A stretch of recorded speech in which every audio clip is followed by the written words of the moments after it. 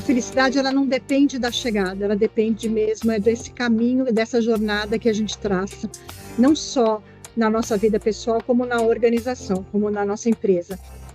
Você está ouvindo o podcast Saúde e Benefícios, uma coleção de entrevistas da WTW, onde exploramos assuntos abrangentes como saúde, bem-estar, benefícios e as mais recentes novidades e tendências do mercado.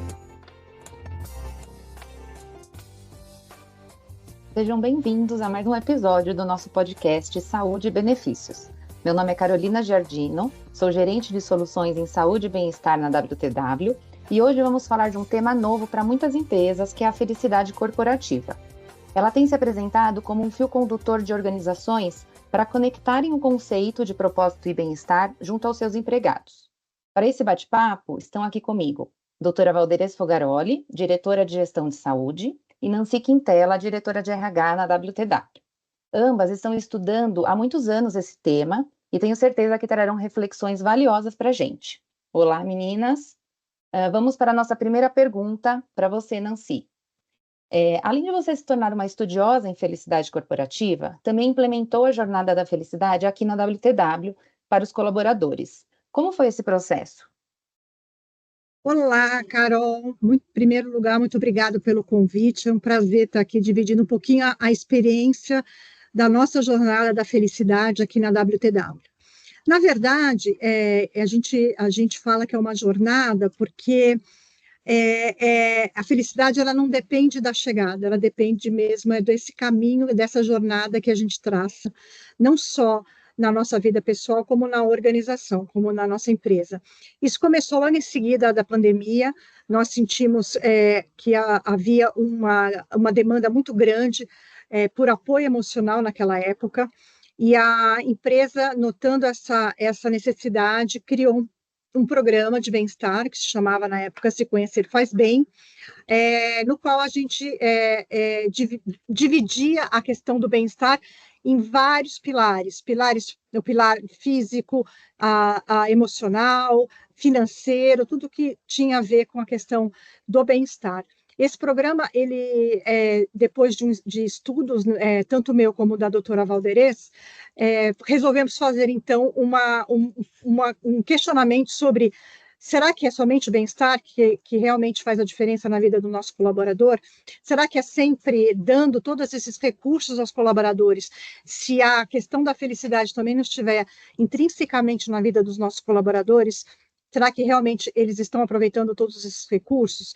Daí migramos para o que a gente chama hoje de Jornada da Felicidade, que na verdade é uma série de ações que nós adotamos aqui na companhia, não só lidando com a questão da liderança, como também de ações dentro de um cronograma de atividades, no qual o colaborador tem a oportunidade de participar e de exercer todo aquele conteúdo que vai transformar a sua vida numa vida com mais propósito. E na prática, o que vocês desenvolvem internamente em relação a comunicações, oferecem programas, e como está o resultado dessa jornada até agora? Carol, é o seguinte, nós temos vários pilares dentro dessa nossa jornada da felicidade WTW, e ele começa com o que a gente chamou de diagnóstico, e na verdade foi a aplicação de um instrumento, de uma ferramenta, para medir realmente como é que estava a saúde emocional dos nossos colaboradores por departamento. Na medida que tivemos o resultado dessa pesquisa, dessa ferramenta, nós pudemos começar a trabalhar uma série de ações. Nós elegemos, escolhemos, e na verdade as pessoas se inscreveram como guardiões da felicidade. Então, hoje eu posso dizer que dentro da nossa corporação existem pessoas formadas no conceito da felicidade corporativa, e quais são as atitudes que nós devemos ter dentro da nossa organização para que a gente realmente exerça um ambiente de felicidade, de bem-estar e de segurança, porque vem toda essa questão da felicidade, ela tem a ver com a questão da segurança, da confiança, do propósito, do orgulho de pertencer, de fazer parte de uma organização. Então, nós começamos com esse grupo de colaboradores que que são os nossos guardiões, e além disso, nós temos um calendário de ações mês a mês voltado às práticas tanto de ESG, como doação, trabalho voluntário, ou temas que têm a ver com a nossa desenvolvimento desse conceito da felicidade corporativa, como a gratidão, o perdão, exercer algumas atitudes que fazem com que a gente melhore como ser humano. Além disso, que acho que é muito importante e que a gente conta como um pilar essencial para o desenvolvimento da nossa jornada da felicidade aqui na WTW, é o desenvolvimento da liderança para o tema e para a necessidade de uma liderança humanizada e voltada para o conceito de felicidade. Então, esse conceito ele permeia desde os nossos colaboradores até a alta liderança, fazendo com que a nossa cultura seja uma cultura voltada para o bem-estar e para a felicidade do nosso colaborador. Bacana. Agora a pergunta vai para a doutora Valderez. A WTW começou a desenvolver essa jornada também para os clientes. O que motivou a criação dessa solução para o mercado? Oi, Carol, obrigada. Também agradeço o convite de estar aqui. Eu acho que tanto eu quanto Nancy, como quando fomos estudar felicidade, né, voltamos muito empolgadas com o conceito, né, e trouxemos isso para a nossa organização. E eu acho que o piloto Felicidade WTW me incentivou mais ainda a desenhar um produto que a gente pudesse aplicar nos nossos clientes. Mesmo porque o que a gente percebeu? Uma necessidade dos clientes em relação a ter um diferencial de cultura. Né? Quando a gente fala da competição de talentos, hoje a gente percebe nas nossas pesquisas que é uma preocupação. E as empresas, ao competirem por talentos, elas começam a observar o comportamento diferente das pessoas. As pessoas estão muito mais preocupadas com o seu bem-estar, com o equilíbrio entre vida pessoal e vida profissional. E, efetivamente, se a empresa não ofertar algo diferente, eles não vão manter essa competitividade de atração de talentos. Então, através da cultura, a gente chama a jornada da felicidade, o objetivo final é atingir um nível de cultura de felicidade, desde da alta gestão da empresa e permeando por todos os níveis organizacionais. Né? A cultura da felicidade, ela engloba todos os itens e pilares de bem-estar, como a Nancy citou, que é o físico, emocional, financeiro, social, e agora inserindo também até o bem-estar espiritual, mas ela vai além disso, né? Ela extrapola esses pilares focados somente no indivíduo, ela extrapola para a responsabilidade social, preservação ambiental, e o programa de felicidade, ele ensina as pessoas a serem felizes. Ele toca na autorresponsabilidade, como eu posso enxergar a vida e me comportar para aprender a ser mais feliz. Né? Então, acho que esse é o diferencial da cultura de felicidade. Bom, a gente sabe que os estudos científicos sobre felicidade começaram na segunda metade do século XX e avançaram rapidamente. E quando falamos dos benefícios para a saúde, temos que entender um pouco também sobre o funcionamento do nosso cérebro. Você, como médica, o que você pode trazer sobre os benefícios para a saúde quando a gente fala de felicidade no trabalho? Bom, isso é um pouquinho complexo, vou tentar traduzir de uma maneira simples. Acho que isso foi um dos pontos que também mais me fascinou quando fizemos o curso. Sabe que médico é um pouquinho cético, né? A gente ainda quer ver para crer. E quando começamos a entender os estudos científicos, o quanto o comportamento e as práticas da felicidade afetam, vamos dizer assim, tanto no crescimento de áreas de nosso cérebro, que traduzem em bem-estar, quanto em substâncias que nós chamamos de neurotransmissores, que são substâncias responsáveis por fazer as conexões neuronais. Então, nós temos, eu vou falar de modo simples, só sobre alguns neurotransmissores, para a gente tangibilizar de modo científico. Nós temos várias substâncias que são responsáveis pela sensação de prazer. Entre elas, a gente tem a dopamina, a acetilcolina, o GABA, todos eles são chamados neurotransmissores. E o que a neurociência começou a comprovar? Que alguns comportamentos estimulam a produção desses neurotransmissores. Há muito tempo a gente já sabia que a atividade física ela estimula a produção de dopamina, né? Porém, agora a gente começou a documentar que o hábito de agradecer e reconhecer o que a gente tem no dia a dia, as nossas conquistas do dia a dia, também estimulam a produção da dopamina, né? E a dopamina, ela está muito relacionada à nossa energia do dia a dia, à nossa motivação, e ela acaba contribuindo para que a gente aumente a nossa capacidade de tomada de decisão. Quando a gente fala também nas organizações que pessoas felizes produzem mais, está relacionada a essa produção desses neurotransmissores, porque se eu sou uma pessoa mais motivada, se eu tenho uma capacidade maior de tomar decisão, eu também estou rendendo mais para dentro de uma organização. Falando agora de outro neurotransmissor, a acetilcolina. Ela é responsável pela nossa criatividade, pela nossa memória, tá?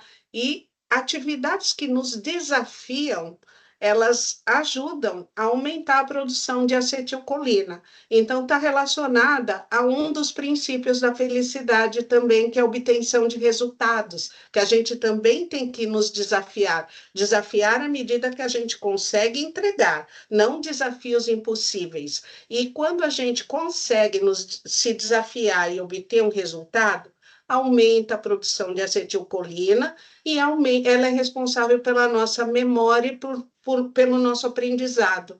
Mais uma vez, o ganho de performance das pessoas felizes. Se não estão convencidos, vamos falar agora de outro neurotransmissor, a serotonina. Tá? A serotonina é famosa, porque todo mundo sabe, baixou a serotonina, vem um estado depressivo. A maioria dos medicamentos para depressão, eles estimulam a produção de serotonina, né? Então, o que efetivamente nós sabemos em relação à serotonina? Que também o hábito de agradecer, do perdão, do reconhecimento, também ajudam a produção da serotonina. Além desses hormônios todos aí, neuroendócrinos, são muitos, tá? Citei alguns.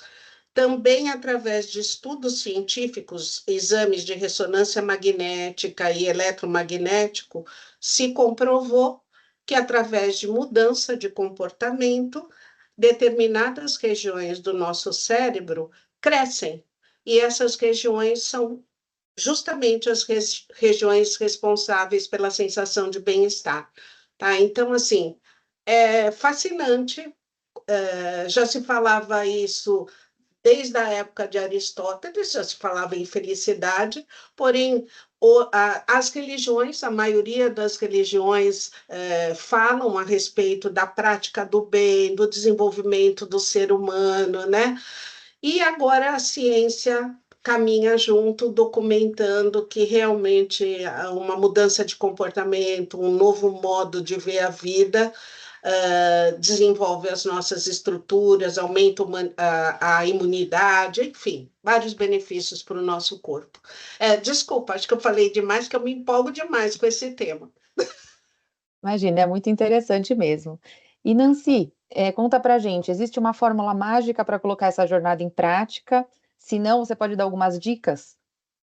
Olha, Carol, eu acho que tem muito a ver com a cultura da empresa e conhecer realmente essa cultura e o quanto o conceito da felicidade é aderente a essa cultura e a esse ambiente. E eu diria que estabelecer uma cultura de bem-estar, ela começa principalmente com o apoio da alta liderança, né? Como parece que é chover no molhado, mas não dá para a gente fazer um programa desse tamanho, dessa complexidade, no sentido de que é uma transformação, às vezes, por vezes, inclusive na vida das pessoas, se a gente não tiver realmente o apoio da alta liderança. Então, primeiro, eu acho que é muito importante uma leitura muito aberta sobre a cultura da empresa, se ela valoriza a colaboração, a segurança, a comunicação aberta, não é que não seja uma empresa voltada 100% a resultados, sem medir realmente o bem-estar dos seus empregados. Então, começa por ali, por essa visão que realmente a gente espera para a organização. E em termos do próprio funcionário, olhar a felicidade corporativa como uma atitude intencional, né? É um hábito que eu vou criar para mim, sabendo que eu posso realizar uma série de mudanças na minha vida e que essas mudanças vão propiciar uma vida melhor, uma entrega melhor onde eu trabalho e uma convivência com as outras pessoas melhor. Acho que é por aí, Carol. Agora uma pergunta para vocês duas. Como medir o sucesso da felicidade corporativa? Olha, eu posso falar que pela gente, que desde da época da própria pandemia, a gente vem medindo, a gente tem alguns indicadores de atestados médicos, de afastamentos, de utilização do plano de saúde, que a gente tinha uma alta incidência na procura por pronto atendimento, principalmente em casos de ansiedade, de burnout ou de algumas doenças relacionadas realmente ao bem-estar. Nós vimos que todo esse movimento que a empresa vem colocando aí, com apoio, inclusive, da área de gestão de saúde, a gente tem que deixar isso muito claro, que também tem que ter um apoio técnico para que a gente saiba o que a gente está fazendo, e todo esse movimento que a gente está falando, de utilização de plano de saúde, de absenteísmo, turnover, afastamento, isso tem muito a ver com o que a gente trabalha em conjunto com a área de gestão de saúde. Então, nós temos acompanhado realmente uma evolução na saúde mental dessas pessoas, um engajamento maior de parte dos nossos colaboradores. A gente percebe que as pessoas estão realmente felizes de fazer parte de uma companhia que tem como propósito a felicidade, e já gerando frutos, porque, inclusive, recentemente recebemos uma pessoa do mercado, que isso é um caso muito interessante de falar, que no nosso onboarding colocou muito claramente para todos que estavam lá, que o que atraiu a proposta da WTW é conhecer a jornada da felicidade. Então, isso vira também uma ferramenta de atração muito poderosa para aquelas pessoas que têm realmente conexão com a nossa proposta e com a nossa missão dentro da sociedade. Agora é a Val. Bom, depois disso tudo que a Ana falou, não tenho muito o que complementar. Eu acho que os indicadores são exatamente os mesmos. Só um complemento aqui. Quando a gente faz a gestão integrada de todos os indicadores, absenteísmo, afastamento previdenciário, né, psicoterapias do plano de saúde, uso de pronto-socorro, a gente também pode acoplar o benefício farmácia e olhar o acompanhamento do uso de medicamentos ansiolíticos, antidepressivos, né? Então, a gente tem um arsenal, vamos dizer assim, de informações, quando a gente está falando de data analytics, para poder fazer o acompanhamento desses indicadores. Mas eu acho que esse ponto que a Nancy tocou, imagem organizacional, isso não tem preço, né, Nan? Isso daí é a imagem da empresa no mercado que pratica a cultura de felicidade. Eu acho que esse é um indicador muito precioso, né, para as organizações. E é isso, gente. A gente eu não tenho muito mais que acrescentar, não, em relação aos indicadores. O que eu tenho que acrescentar é que esse programa de felicidade está dando certo aqui na organização, porque Nancy é entusiasta, né? Trabalhamos juntas, nós duas temos muita vontade de fazer isso acontecer e também temos muito apoio da nossa alta gestão. Obrigada. Ótimo. Chegamos então ao fim de mais um episódio do podcast Saúde e Benefícios. Hoje falando sobre felicidade corporativa. Obrigada a todas pela presença e obrigada a todos os ouvintes por nos acompanharem nesse episódio. Até a próxima edição. Obrigado por participar do podcast Saúde e Benefícios. Para mais informações, acesse nossas mídias sociais e a seção de Insights no wtwco.com.